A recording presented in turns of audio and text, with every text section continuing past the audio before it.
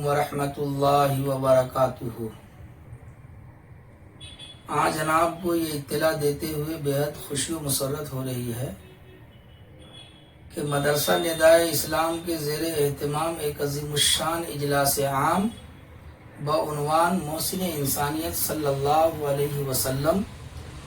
مورخہ 9 جنوری بروز جمعہ بعد نماز مغرب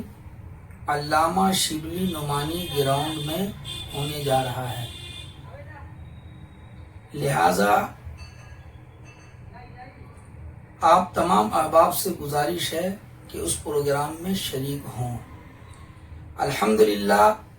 اس پروگرام میں ہندوستان کے مشہور و معروف خطیب ازہر ہند دارالعلوم دیوبند کے استاد حدیث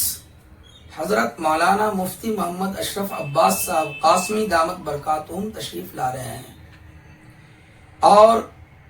بہار سیمانچل کے مشہور و معروف خطیب العصر حضرت مولانا عبداللہ سالم چترویدی صاحب جو سیمانچل سے ہمارے یہاں تشریف لا رہے ہیں،